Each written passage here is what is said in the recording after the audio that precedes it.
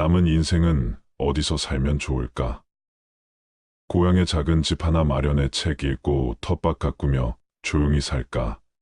아니면 북적북적한 도시에서 사람들과 부대끼면서 지낼까? 어디서 살든 자식들 고생 안 시키고 우아하게 마무리하고 싶은데 어떤 선택을 해야 후회하지 않을까? 60대가 되면 누구나 한 번쯤 해보는 질문들이다. 올해 60대 초반인 박 씨와 아내는 함께 노후를 진지하게 고민하기 시작했다. 다행히 지금 하고 있는 자영업이 안정적이어서 경제적인 걱정은 별로 없다.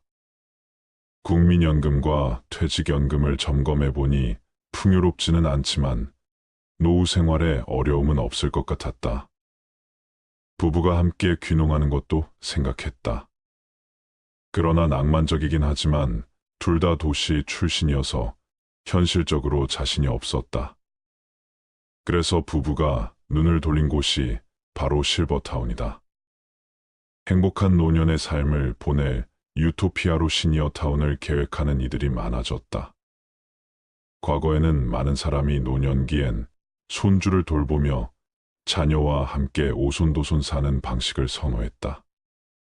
하지만 최근 라이프 스타일이 바뀌면서 부부 혹은 나의 삶을 즐기는 시니어타운의 장점을 높게 생각하는 이들이 늘고 있다.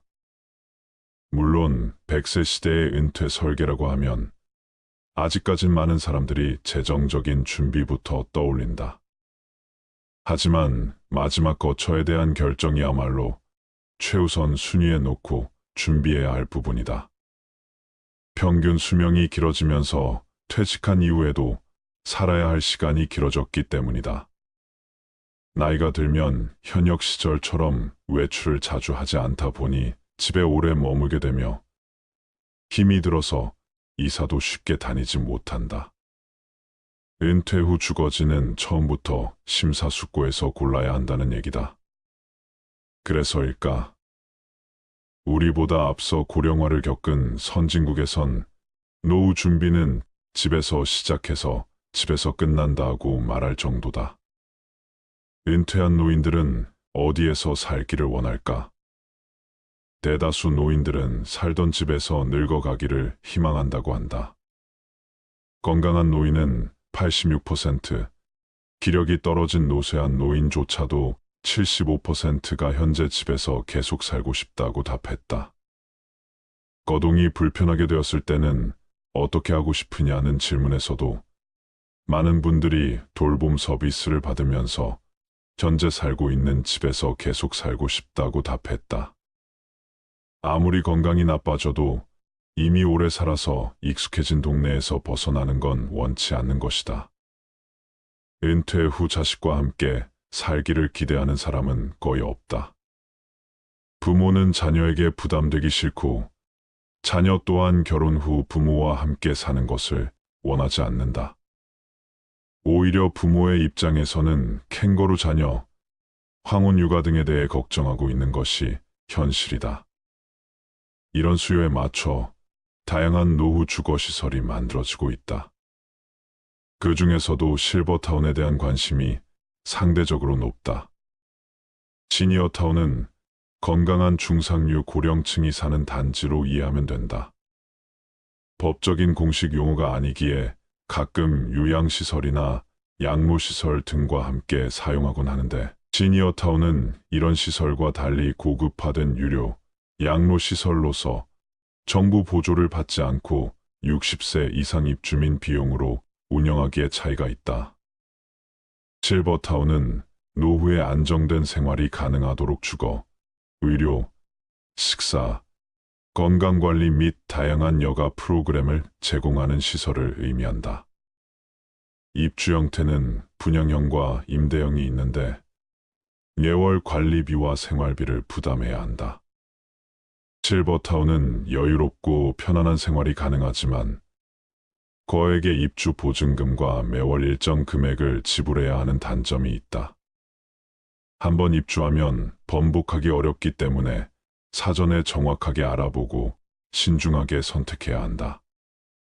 과거에는 실버타운을 경치 좋고 물 좋고 공기 좋은 곳에 많이 건설했지만 별반 인기를 얻지 못했다. 소일거리가 없고 무엇보다 가족들과 접촉할 기회가 줄기 때문이다. 은퇴자가 가장 힘들어하는 것은 관계 문제이고 그 중에서도 자녀와의 관계를 매우 중요하게 생각한다. 눈에서 멀어지면 마음도 멀어진다는 말이 있듯이 지나치게 떨어진 외곽보다는 마음만 먹으면 쉽게 찾을 수 있는 접근성을 고려해야 한다. 실버타운을 고를 때 살펴봐야 할 것들은 무엇일까요? 자신에게 맞는 시설과 서비스를 갖추고 있는가?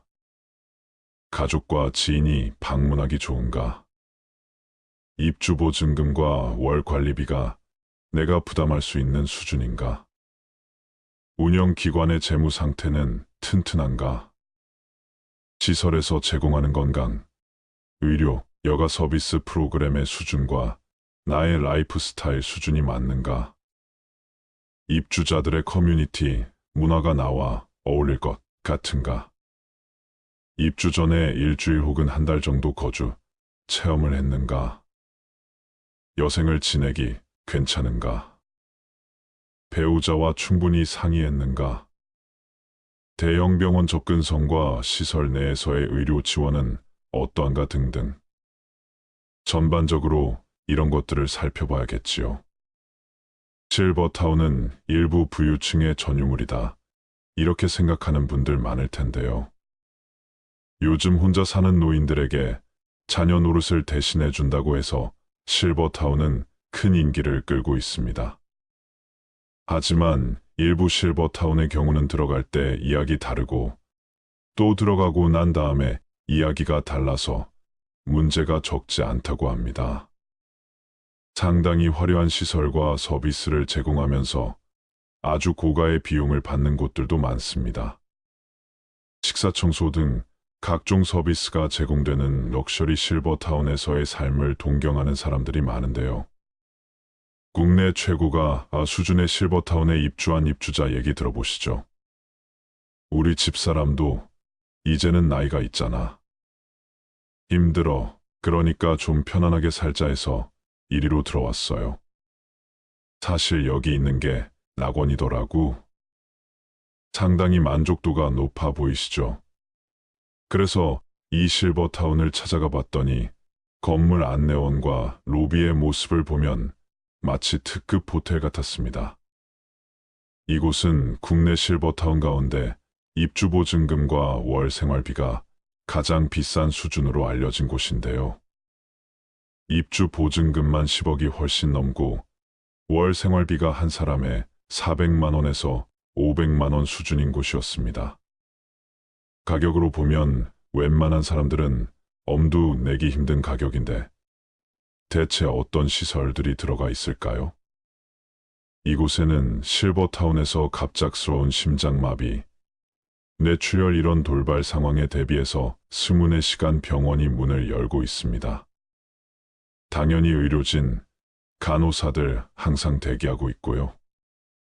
그리고 각종 운동 활동을 할 때도 전문가의 지도를 받을 수 있습니다. 이런 초고가 실버타운은 주거 공간뿐만 아니라 무인들에게 필요한 서비스를 대부분 제공하고 있다는 점에서 일반 주택과 구별되고 있습니다. 돈만 많다면 얼마든지 이런 데 가면 좋겠지요. 그러나 개인 사정이나 실버타운마다 형편이 다 조금씩 다를 텐데요. 그러나 과연 고급 실버타운이 낙원이기만 할까요? 지옥이 되는 경우도 있습니다. 70대 후반 남성의 고급 실버타운 2년살이 경험담을 소개하겠습니다. 한번 들어보세요. 70대 후반 김모 씨는 3년 전 럭셔리 실버타운에 갔다가 한눈에 반했다. 바다 바로 앞에 위치한 근사한 고층 건물이었다. 아내와는 1년 가까이 말 한마디 안 하는 사실상 별거 상태였기에 결정도 빨랐다. 집사람과 사이도 안 좋은데 이러다 내가 치매라도 걸리면 누가 나를 돌봐주겠나. 경치가 좋고 의료 서비스도 잘 되어 있는 여기서 여생을 홀로 보내야겠다. 김 씨가 선택한 실버타운은 만 60세 이상만 입주 가능한 노인 전용 거주시설이었다. 그는 방 2개, 화장실 1개, 거실로 이루어진 20평형을 골랐다. 바다로, 산으로 처지려는 마치 천국에 온 기분이었다. 하지만 점점 일상의 무게에 짓눌리기 시작했다. 입주자들의 평균 나이는 75세다. 그는 거기서 연륜을 쌓으며 성공한 인생을 일군 엘리트들과의 지적인 대화를 기대했지만 허무한 착각으로 끝나버렸다. 주변 노인들의 끝없는 자식 자랑, 돈 자랑에 스트레스만 쌓여갔다. 유명 셰프가 만든 삼시세끼가 제공됐지만 진수성찬도 하루 이틀이지 질려서 매일 먹긴 힘들었다. 부엌에서 직접 요리해 간단히 먹는 날이 많아졌다. 바다가 내다 보이는 노천욕탕에서 만난 한 80대 남성은 10억이 넘는 돈을 내고 입주했는데 집사람이 도시에서 살겠다며 혼자 가버렸네라며 쓴웃음을 지었다. 실버타운 생활에 적응하지 못한 김 씨는 지역 커뮤니티에 눈을 돌려보기도 했다. 실버타운이 위치한 곳은 도시에서 자동차로 3시간 거리다. 하지만 현지 커뮤니티에 진입하는 것은 생각처럼 쉬운 일이 아니었다. 당연한 일인지도 모르지만 지역 주민들은 고급 실버타운에서 살고 있는 돈 많은 외지인에게 배타적이었다. 방에 틀어박혀 외롭게 지내는 날이 늘었고 우울증이 찾아오기 시작했다. 원래 집으로 돌아가고 싶다. 언제 죽을지 모르지만 90세까지 이런 감옥살이를 하면서 시간과 돈을 낭비하긴 싫었다. 결국 김 씨는 2년 동안의 실버타운 생활을 청산하고 원래 살던 곳으로 돌아갔다. 만기 전 퇴소이기 때문에 많은 금전적으로도 손해가 컸다. 비싼 수업료를 낸 셈이지만 그는 현재의 도시 생활에 매우 만족하고 있다. 그는 2다리가 성한 건강한 노인이 비싼 돈을 내면서 무인들만 모여 사는 실버타운에 들어갈 필요는 없을 것 같다고 밝혔다. 저렴한 실버타운도 있습니다. 최고급 실버타운의 5분의 1도 안 되는 가격. 이 가격에도 행복한 노년을 보낼 수 있는 그런 실버타운도 있습니다. 가성비가 좋은 실버타운 입주자분들의 말씀입니다.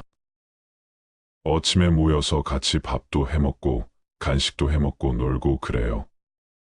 모여있는 분들 모두 친해요. 공과금 외에는 아무런 의무적으로 내야 할 돈이 거의 없어서 식사를 포함한 한 달 관리비만 내면 됩니다.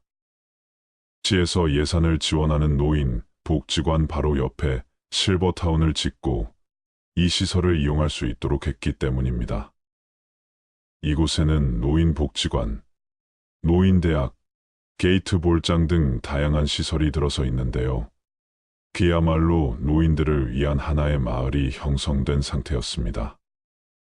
우리 사회가 급격히 고령화 사회로 접어들고 있으니까 이런 저렴한 가격으로 노후를 보낼 수 있는 실버타운이 많이 생겼으면 좋겠는데 이런 경우는 굉장히 모범적인 운영 사례라고 할 수 있습니다.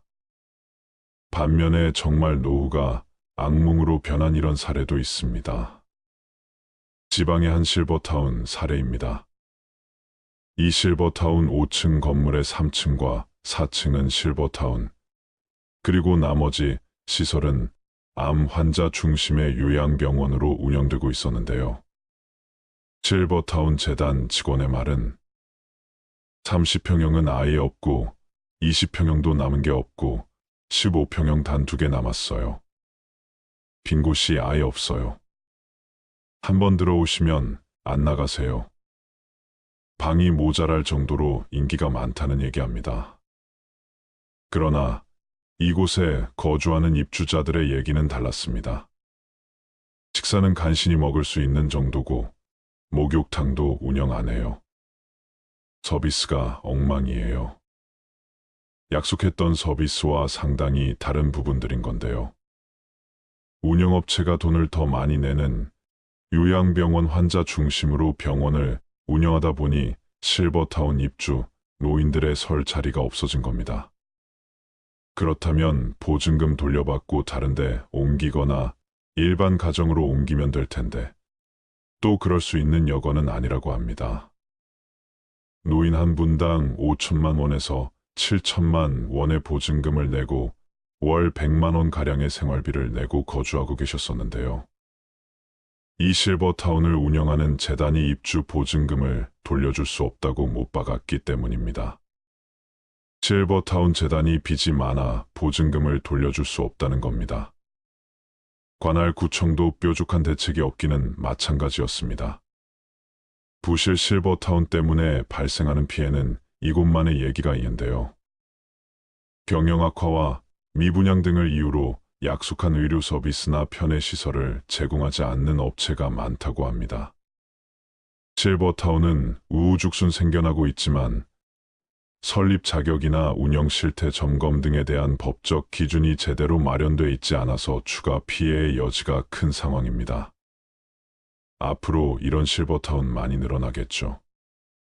그러나 어르신들 같은 경우에 대처 능력이 떨어지시기 때문에 문제가 생기면 걱정이 앞서기만 합니다. 내게 맞는 시니어타운을 선택할 때 꼭 고려해야 할 8가지를 말씀드릴게요. 첫째, 입주할 당사자가 직접 골라라. 자기 결정권은 매우 중요하다. 시설을 고를 땐 반드시 입주 어르신이 직접 시니어타운을 보고 결정하라. 어르신들에겐 통상 자녀들이 보호자 역할을 하는 경우가 많다. 그래서 시니어타운을 고를 때 보호자인 자녀만 시설을 둘러보고 상담을 하는 경우가 많다고 한다. 고령의 거동이 불편하다거나 어차피 시니어타운 비용을 보호자인 자녀가 낼 것이라 어르신 의사를 무시하고 살 곳을 결정하는 것은 좋지 않다. 실제로 자녀들이 시니어타운을 결정하고 계약금까지 냈는데 막상 입주할 어르신이 입주를 거부해 위약금만 무는 경우도 있다고 한다. 둘째, 운영업체가 얼마나 건실한가를 보아라. 지속적으로 양재 서비스를 받아야 함에도 운영업체가 경영난에 몰릴 수 있기 때문이다. 가급적 공신력 있는 기관에서 운영하는 업체를 선택해야 하는데 안전성 측면에서 개인 사업자보다는 대형 법인이나 병원이 바람직하다. 신규 시니어타운이라면 시공사 시행사 분양사가 모두 다를 수도 있어 보상, 주체 확인이 필요하다. 부도가 날 경우를 대비해 계약 전 누구에게 보상을 받을 수 있는지도 확인해야 한다. 셋째, 본인 연령과 건강 상태를 고려해 골라라. 시니어타운 입주자는 대체로 70대 후반에서 80대 중반 정도가 많다. 또 입주 시 연령을 85세로 제한하는 시설도 생기는 추세다. 다만 입주할 어르신의 나이와 건강 상태에 따라 시니어타운을 결정하는 것이 좋다는 설명이다. 시설에 따라 비교적 젊고 액티브한 어르신들이 많은 시설이 있는 곳도 있고 입주자들의 평균 연령이 높고 월 생활비가 비싼 대신 제공되는 서비스가 많은 시설도 있기 때문이다. 예컨대 고령으로 거동이 불편해 일상생활에 도움이 많이 필요한 어르신이라면 수영장이나 골프시설, 헬스장 등의 부대시설이 많은 곳보다는 의료 시스템, 균형 잡힌 식사, 주 2회 이상의 청소 세탁 서비스에 신경 쓰는 시설이 더 좋다. 넷째, 내게 맞는 프로그램과 서비스를 갖추고 있는가를 보아라. 시니어타운은 단순한 주거 공간이 아니라 노년층에게 각종 서비스를 제공하는 곳이기 때문이다. 시니어의 욕구보다는 조직 또는 프로그램 지도자의 편의를 위주로 개발하고 좋은 프로그램을 보유하더라도 시니어의 신체적 기능 및 교통편의 서비스를 고려치 않아 접근조차 어려운 상황이 많다. 게다가 생각지도 못한 비용마저 부과시킨다면 지속적 참여가 어려울 수 있기에 사전에 확인이 필요하다. 5번째, 가족 지인이 찾아오기 쉬운 곳을 골라라. 가족과 지인들이 찾아오기 쉽도록 교통이 편리한 곳으로 고르라. 만약 자녀들이 부모를 만나러 오는데 시간이 많이 걸리고 접근성이 떨어지면 부모를 만나러 오는 횟수가 자연스레 줄고 어르신들도 친구나 자녀를 만나러 밖으로 나가는 경우도 줄 수밖에 없다. 특히 고령자들은 갖고 있는 차를 처분하고 입주하는 경우도 많아 인근 역이나 버스 정류장까지 셔틀버스 등을 운영하는지 등 교통편을 꼼꼼히 확인하는 게 중요하다. 시니어타운은 생활공간이라 자유롭게 외출도 하고 외식도 하고 친구를 만나는 것이 중요하다. 가장 중요한 것은 어르신들이 시니어타운에 입주해서 행복한 노후 생활을 할 수 있어야 한다는 것이다. 좋은 시설이란 결국 나에게 맞는 내가 생활하는데 편하고 즐거운 시설이다. 6번째, 피치 못할 사정으로 중간에 퇴소하게 될 경우 보증금을 회수할 수 있는가를 보아라. 입주 초기 즐거운 생활을 했어도 배우자나 실버타운에서 함께 생활했던 이웃들이 먼저 세상을 떠난다면 심경의 변화를 겪을 수밖에 없다. 이런 상황에서 퇴소 시 입주 보증금 회수나 전세권 근저당 설정 등 입주 보증금의 반환 보증 관련한 내용을 상세히 살펴봐야 한다. 7번째, 월 생활비와 물가 상승을 고려하라. 월 생활비는 물가 상승에 따라 늘 수 있다. 시니어타운은 보증금에 월 생활비를 더해 운영되는 곳이 대부분이다. 보증금은 계약 시 내는 것으로 전세보증금 개념과 비슷하다. 보증금은 처음 계약할 땐 목돈이 들어가지만 퇴소할 땐 돌려받을 수 있다. 문제는 월 생활비다. 현재 월 생활비가 200만 원이라고 해도 이 금액이 사는 내내 동일하지 않을 것이란 점을 고려하라. 물가 상승률에 따라 보통 3에서 5% 정도 매년 생활비가 오를 수 있다는 점을 감안해야 한다는 것이다. 따라서 현 월 생활비가 200만 원인 곳이라도 몇 년 뒤엔 몇십만 원 차이가 날 수 있다는 점을 이해해야 한다. 이를 고려하지 않고 입주했다가 생활비 인상으로 더 저렴한 시설로 갈지 고민하는 어르신이 적지 않다고 한다. 8번째, 비용 절감보다는 건강을 우선해라. 시니어타운엔 내가 식사를 하지 않아도 의무 식수만큼 돈을 내야 하는 의무식이란 제도가 있다. 하루 3끼 월 90씩 의무식이 있는 시설이 있는 곳도 있고 월 20에서 30씩인 곳도 있다. 의무식 외에 추가로 식사하는 비용은 식수만큼 생활비에 추가되는 구조다. 의무식은 시니어타운에겐 안정적 식당 운영 측면에서 어르신들에겐 건강관리 측면에서 필요하기 때문에 나쁘게 볼 필요는 없다. 더구나 시니어타운에서 식사를 하기 위해선 정해진 시간에 식당에서 모여야 하기 때문에 어르신들이 밥 먹으면서 누군가와 이야기도 나누고 고립을 예방하는 효과도 있다. 이상으로 시니어타운 고를 때 중요한 8가지를 말씀드렸는데요. 시니어타운은 입주 비용을 부담하는 방식에 따라 임대형과 분양형으로 나뉩니다.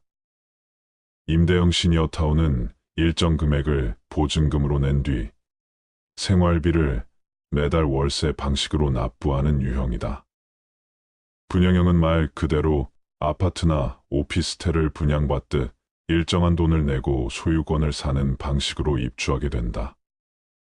입지한 지역에 따라서는 도심형, 도심과 가까운 도시 근교형, 도시를 벗어난 전원형 등으로 구분된다.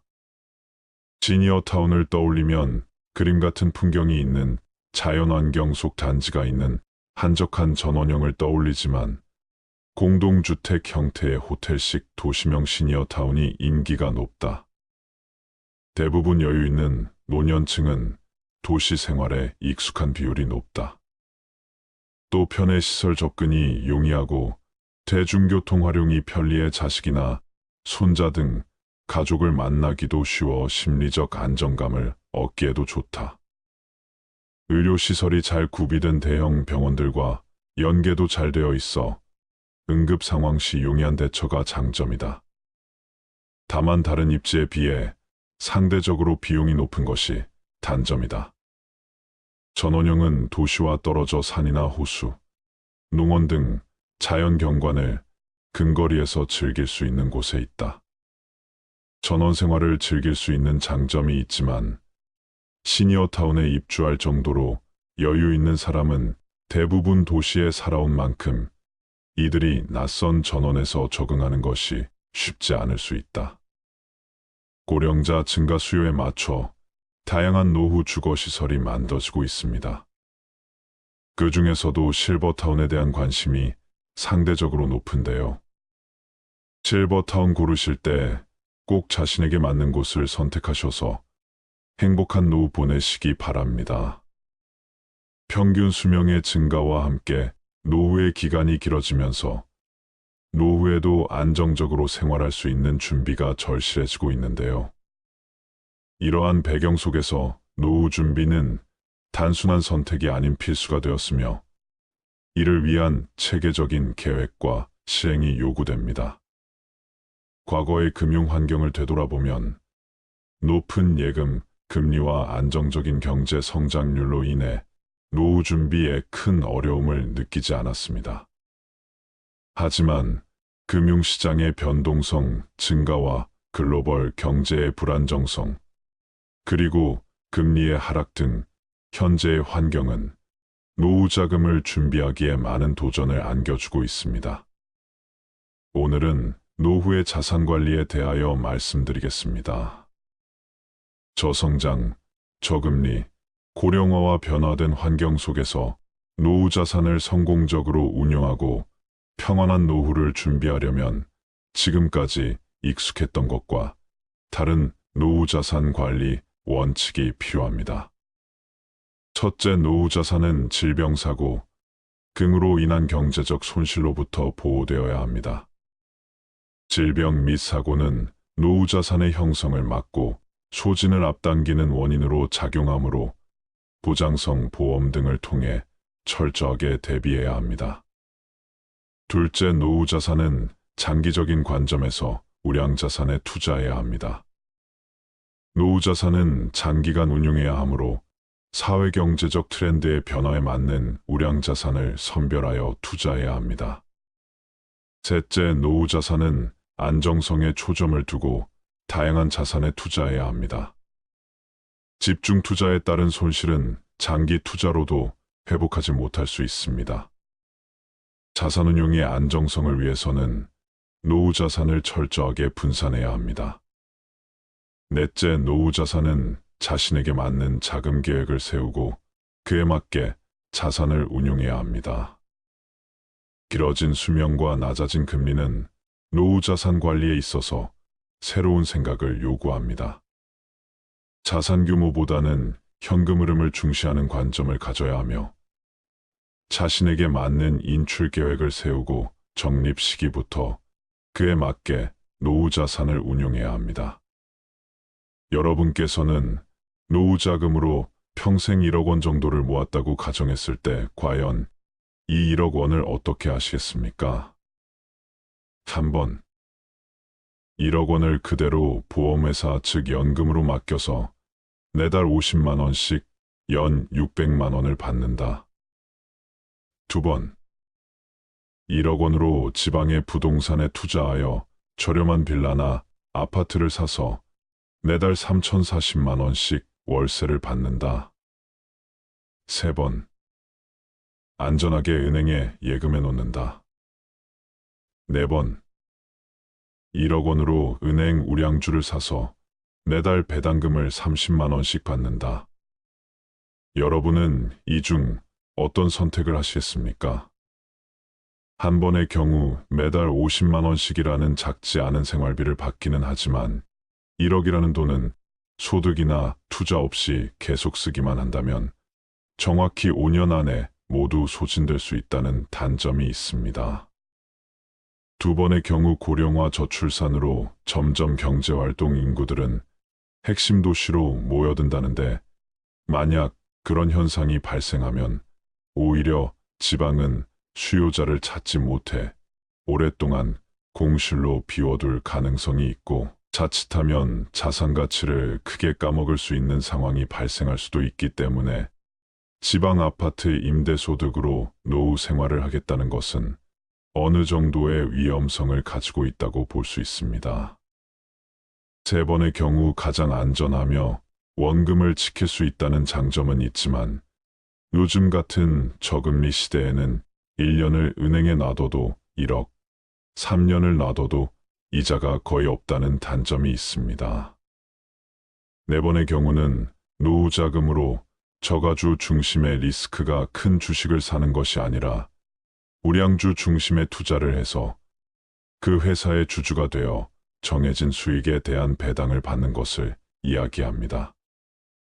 단 우량주를 사면 당장은 주식이 얼마 주지 않을 수도 있지만, 이때 중요한 것은 주식을 사서 무조건 올라야 한다는 개념보다는 매달 매년 얼마의 현금, 즉 배당금을 받을 수 있는가에 초점을 맞추는 것입니다. 예를 들면 은행주 중에는 5%의 배당금을 받을 수 있는 것들도 있습니다. 은행에 예금으로 넣어두면 1% 이자를 받지만 은행의 주주가 되면 5%의 배당금을 받게 되는 것이죠. 그렇다면 도대체 노후의 자산 관리는 어떻게 하는 것이 현명한 선택일까요? 우리가 노후의 자산을 관리하는 방법은 다양하지만 노후 은퇴자분들이 가장 꿈꾸는 재정관리의 원칙은 돈이 줄어들지 않는 것입니다. 요즘 은행 이자가 많아도 2에서 3%대인데 우리가 원금은 지키면서 연 5%만 받을 수 있어도 은행 이자의 2배가 되는 것이죠.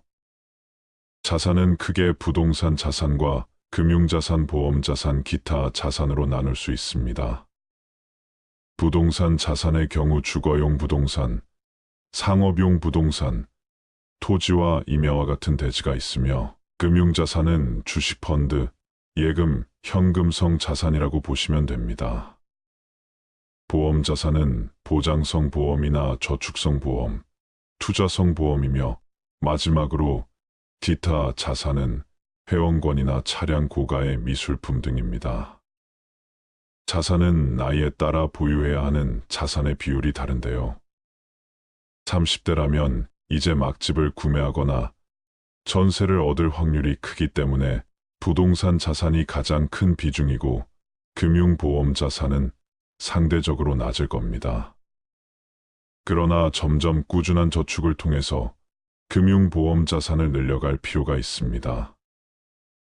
60세에는 부동산 자산보다는 금융보험 자산이 많아야 하는데, 그렇지 않다면 하우스푸어가 되는 것이죠.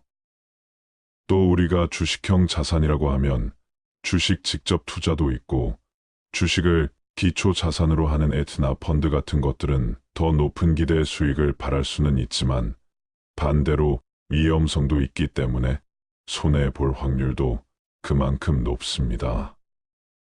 그래서 자산 금액에 따라 다르지만 노후를 안정적으로 관리하면서 내 자산에서 월 5% 정도 수익이 생기고 그 돈으로만 생활할 수 있다면 최소한 내 돈을 지킬 수 있다는 생각을 하기 때문에, 그런 점에서 노후의 가장 중요한 개발자가 바로 분산 투자입니다.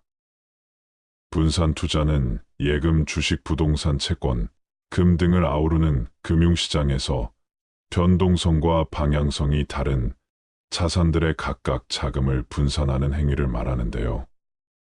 즉, 우리가 가진 돈을 모두 한 곳에 넣는 것이 아니라 안전자산이라고 말하는 은행 예금이나 또는 채권형 자산, 국채, 공채와 같은 자산과 이런 안전자산과는 반대에 있는 주식형 자산, 그 가운데 있는 중립형 자산, 그것들을 적절하게 잘 섞어서 운용하는 것을 이야기합니다.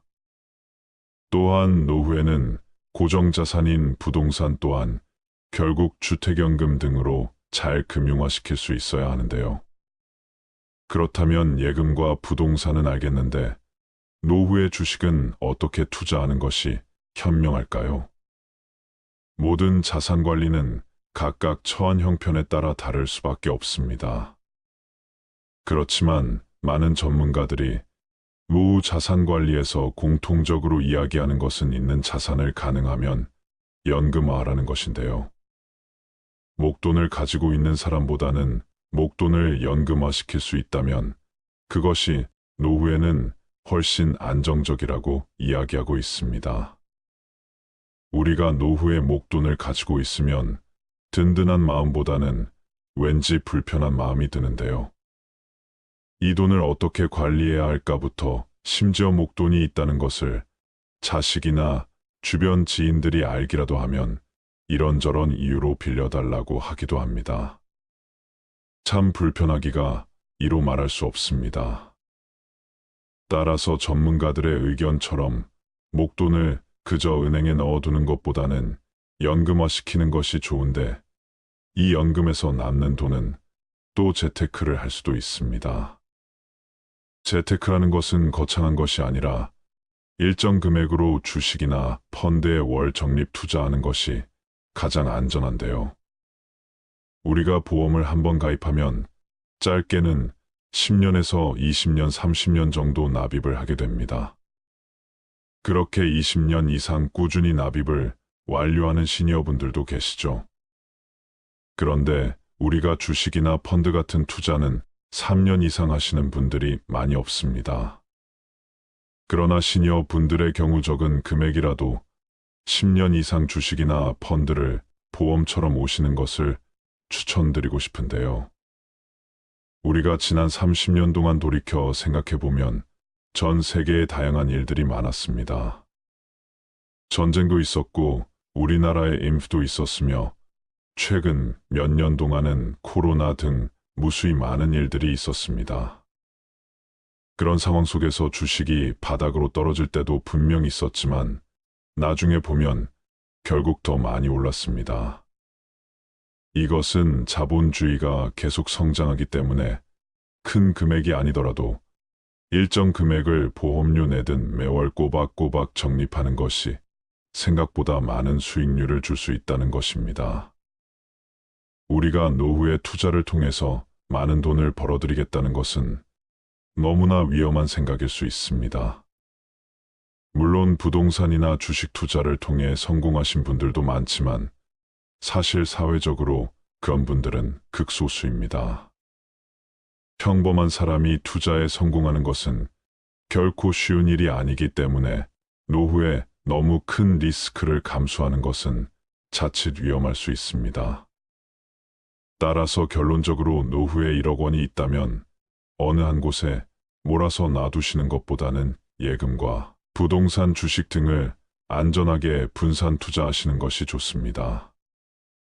주식은 적은 금액이라도 보험처럼 꾸준히 사 모으시는 것이 제일 중요하고 특히 매달 연금식으로 받을 수 있는 배당금이 나오는 주식이나 펀드를 활용해 보시면 좋을 것 같습니다.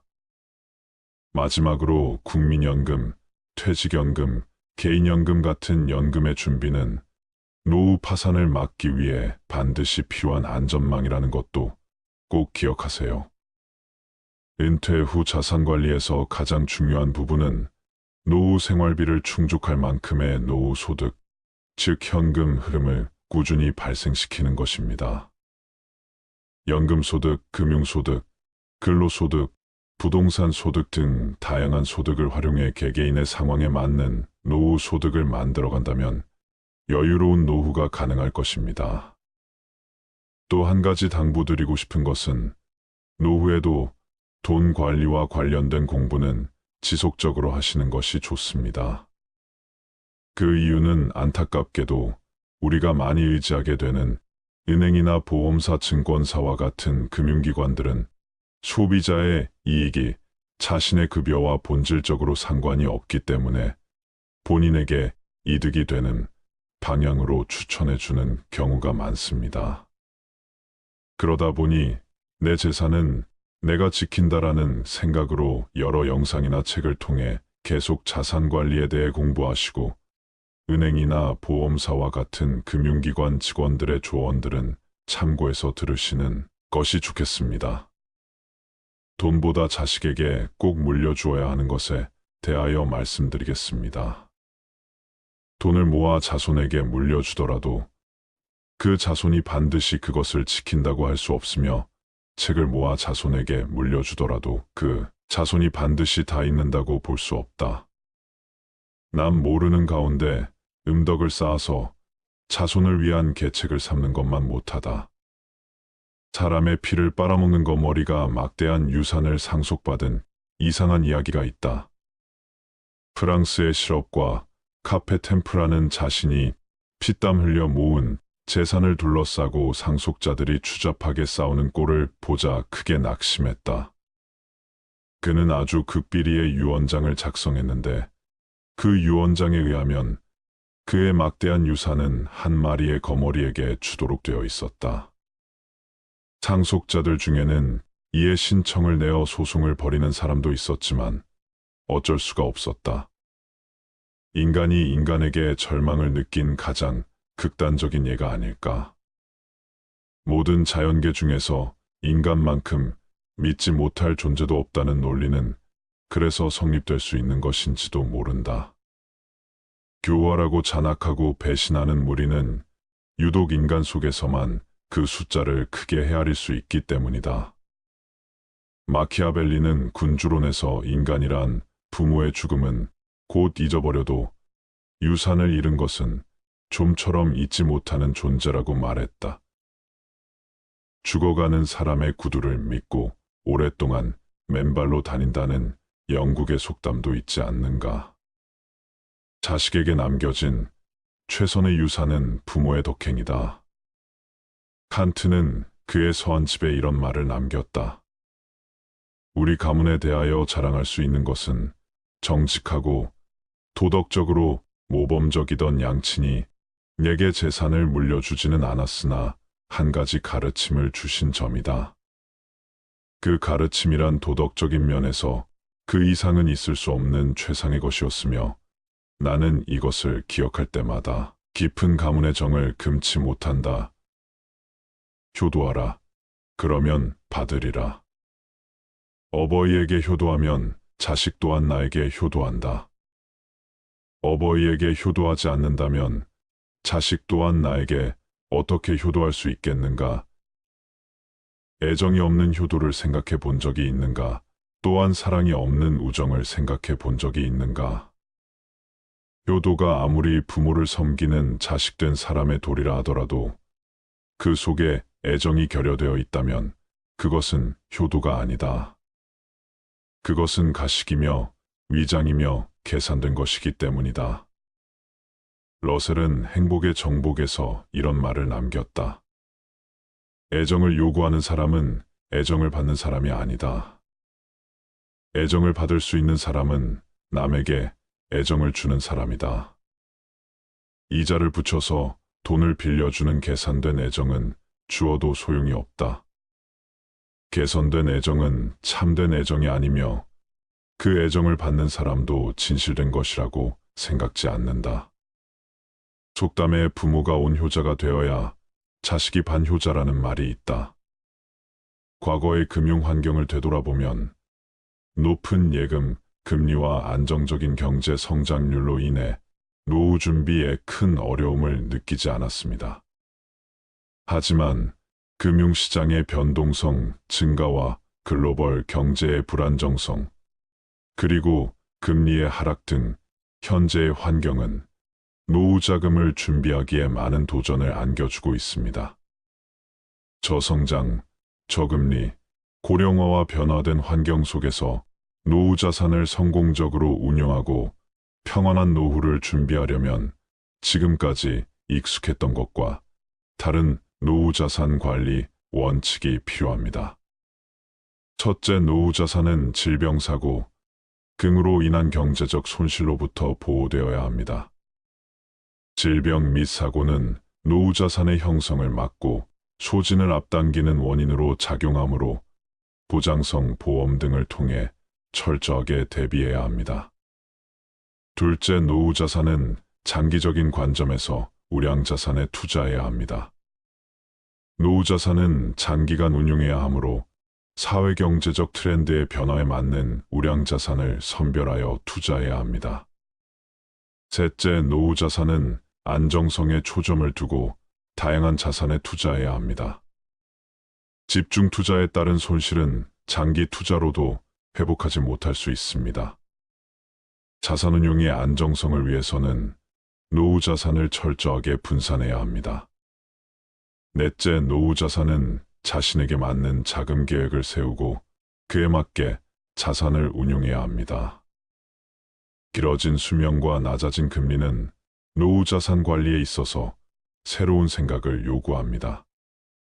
자산 규모보다는 현금 흐름을 중시하는 관점을 가져야 하며 자신에게 맞는 인출 계획을 세우고 적립 시기부터 그에 맞게 노후 자산을 운용해야 합니다. 여러분께서는 노후 자금으로 평생 1억 원 정도를 모았다고 가정했을 때 과연 이 1억 원을 어떻게 하시겠습니까? 첫 번째, 1억 원을 그대로 보험회사 즉 연금으로 맡겨서 매달 50만 원씩 연 600만 원을 받는다. 두 번째, 1억 원으로 지방의 부동산에 투자하여 저렴한 빌라나 아파트를 사서 매달 3,040만 원씩 월세를 받는다. 세 번째, 안전하게 은행에 예금해 놓는다.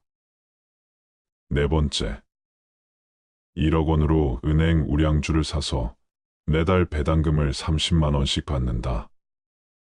여러분은 이 중 어떤 선택을 하시겠습니까? 첫 번째의 경우 매달 50만 원씩이라는 작지 않은 생활비를 받기는 하지만 1억이라는 돈은 소득이나 투자 없이 계속 쓰기만 한다면 정확히 5년 안에 모두 소진될 수 있다는 단점이 있습니다. 두 번째의 경우 고령화 저출산으로 점점 경제활동 인구들은 핵심 도시로 모여든다는데 만약 그런 현상이 발생하면 오히려 지방은 수요자를 찾지 못해 오랫동안 공실로 비워둘 가능성이 있고 자칫하면 자산 가치를 크게 까먹을 수 있는 상황이 발생할 수도 있기 때문에 지방 아파트 임대소득으로 노후 생활을 하겠다는 것은 어느 정도의 위험성을 가지고 있다고 볼 수 있습니다. 세 번째의 경우 가장 안전하며 원금을 지킬 수 있다는 장점은 있지만 요즘 같은 저금리 시대에는 1년을 은행에 놔둬도 1억, 3년을 놔둬도 이자가 거의 없다는 단점이 있습니다. 네 번째의 경우는 노후 자금으로 저가주 중심의 리스크가 큰 주식을 사는 것이 아니라 우량주 중심의 투자를 해서 그 회사의 주주가 되어 정해진 수익에 대한 배당을 받는 것을 이야기합니다. 단 우량주를 사면 당장은 주식이 얼마 주지 않을 수도 있지만 이때 중요한 것은 주식을 사서 무조건 올라야 한다는 개념보다는 매달 매년 얼마의 현금, 즉 배당금을 받을 수 있는가에 초점을 맞추는 것입니다. 예를 들면 은행주 중에는 5%의 배당금을 받을 수 있는 것들도 있습니다. 은행에 예금으로 넣어두면 1% 이자를 받지만 은행의 주주가 되면 5%의 배당금을 받게 되는 것이죠. 그렇다면 도대체 노후의 자산 관리는 어떻게 하는 것이 현명한 선택일까요? 우리가 노후의 자산을 관리하는 방법은 다양하지만 노후 은퇴자분들이 가장 꿈꾸는 재정관리의 원칙은 돈이 줄어들지 않는 것입니다.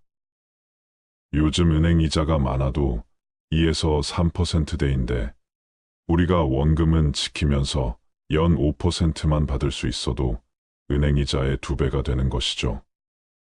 자산은 크게 부동산 자산과 금융자산, 보험자산, 기타 자산으로 나눌 수 있습니다. 부동산 자산의 경우 주거용 부동산, 상업용 부동산, 토지와 임야와 같은 대지가 있으며 금융자산은 주식펀드, 예금, 현금성 자산이라고 보시면 됩니다. 보험 자산은 보장성 보험이나 저축성 보험, 투자성 보험이며 마지막으로 기타 자산은 회원권이나 차량 고가의 미술품 등입니다. 자산은 나이에 따라 보유해야 하는 자산의 비율이 다른데요. 30대라면 이제 막 집을 구매하거나 전세를 얻을 확률이 크기 때문에 부동산 자산이 가장 큰 비중이고 금융보험 자산은 상대적으로 낮을 겁니다. 그러나 점점 꾸준한 저축을 통해서 금융보험 자산을 늘려갈 필요가 있습니다. 60세에는 부동산 자산보다는 금융보험 자산이 많아야 하는데 그렇지 않다면 하우스푸어가 되는 것이죠. 또 우리가 주식형 자산이라고 하면 주식 직접 투자도 있고 주식을 기초 자산으로 하는 에트나 펀드 같은 것들은 더 높은 기대의 수익을 바랄 수는 있지만 반대로 위험성도 있기 때문에 손해볼 확률도 그만큼 높습니다. 그래서 자산 금액에 따라 다르지만 노후를 안정적으로 관리하면서 내 자산에서 월 5% 정도 수익이 생기고 그 돈으로만 생활할 수 있다면 최소한 내 돈을 지킬 수 있다는 생각을 하기 때문에 그런 점에서 노후의 가장 중요한 개발자가 바로 분산 투자입니다.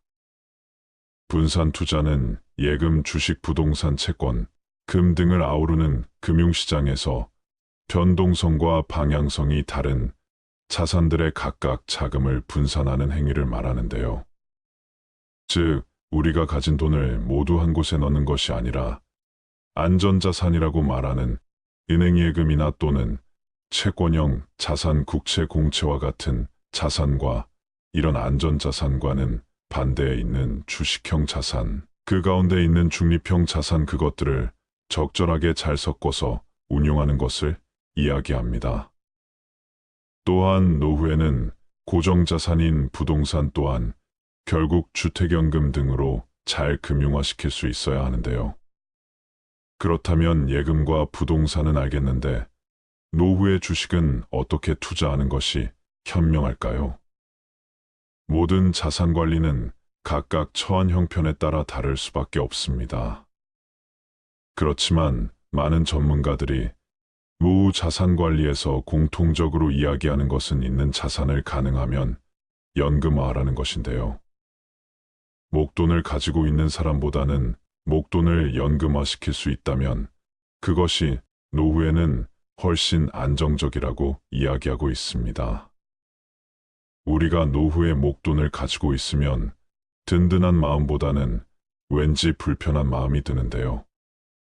이 돈을 어떻게 관리해야 할까부터 심지어 목돈이 있다는 것을 자식이나 주변 지인들이 알기라도 하면 이런저런 이유로 빌려달라고 하기도 합니다. 참 불편하기가 이로 말할 수 없습니다. 따라서 전문가들의 의견처럼 목돈을 그저 은행에 넣어두는 것보다는 연금화시키는 것이 좋은데 이 연금에서 남는 돈은 또 재테크를 할 수도 있습니다. 재테크라는 것은 거창한 것이 아니라 일정 금액으로 주식이나 펀드에 월 적립 투자하는 것이 가장 안전한데요. 우리가 보험을 한번 가입하면 짧게는 10년에서 20년, 30년 정도 납입을 하게 됩니다. 그렇게 20년 이상 꾸준히 납입을 완료하는 시니어분들도 계시죠. 그런데 우리가 주식이나 펀드 같은 투자는 3년 이상 하시는 분들이 많이 없습니다. 그러나 시니어 분들의 경우 적은 금액이라도 10년 이상 주식이나 펀드를 보험처럼 오시는 것을 추천드리고 싶은데요. 우리가 지난 30년 동안 돌이켜 생각해보면 전 세계에 다양한 일들이 많았습니다. 전쟁도 있었고 우리나라에 인프도 있었으며 최근 몇 년 동안은 코로나 등 무수히 많은 일들이 있었습니다. 그런 상황 속에서 주식이 바닥으로 떨어질 때도 분명 있었지만 나중에 보면 결국 더 많이 올랐습니다. 이것은 자본주의가 계속 성장하기 때문에 큰 금액이 아니더라도 일정 금액을 보험료 내든 매월 꼬박꼬박 적립하는 것이 생각보다 많은 수익률을 줄 수 있다는 것입니다. 우리가 노후의 투자를 통해서 많은 돈을 벌어들이겠다는 것은 너무나 위험한 생각일 수 있습니다. 물론 부동산이나 주식 투자를 통해 성공하신 분들도 많지만 사실 사회적으로 그런 분들은 극소수입니다. 평범한 사람이 투자에 성공하는 것은 결코 쉬운 일이 아니기 때문에 노후에 너무 큰 리스크를 감수하는 것은 자칫 위험할 수 있습니다. 따라서 결론적으로 노후에 1억 원이 있다면 어느 한 곳에 몰아서 놔두시는 것보다는 예금과 부동산 주식 등을 안전하게 분산 투자하시는 것이 좋습니다. 주식은 적은 금액이라도 보험처럼 꾸준히 사 모으시는 것이 제일 중요하고 특히 매달 연금식으로 받을 수 있는 배당금이 나오는 주식이나 펀드를 활용해 보시면 좋을 것 같습니다. 마지막으로 국민연금, 퇴직연금, 개인연금 같은 연금의 준비는 노후 파산을 막기 위해 반드시 필요한 안전망이라는 것도 꼭 기억하세요. 은퇴 후 자산 관리에서 가장 중요한 부분은 노후 생활비를 충족할 만큼의 노후 소득, 즉 현금 흐름을 꾸준히 발생시키는 것입니다. 연금 소득, 금융 소득, 근로 소득, 부동산 소득 등 다양한 소득을 활용해 개개인의 상황에 맞는 노후 소득을 만들어간다면 여유로운 노후가 가능할 것입니다. 또 한 가지 당부드리고 싶은 것은 노후에도 돈 관리와 관련된 공부는 지속적으로 하시는 것이 좋습니다.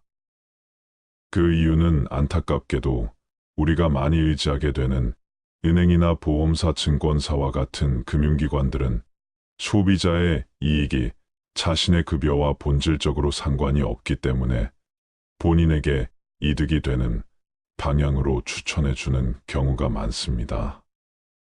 그러다 보니 내 재산은 내가 지킨다라는 생각으로 여러 영상이나 책을 통해 계속 자산 관리에 대해 공부하시고 은행이나 보험사와 같은 금융기관 직원들의 조언들은 참고해서 들으시는 것이 좋겠습니다. 돈보다 자식에게 꼭 물려주어야 하는 것에 대하여 말씀드리겠습니다.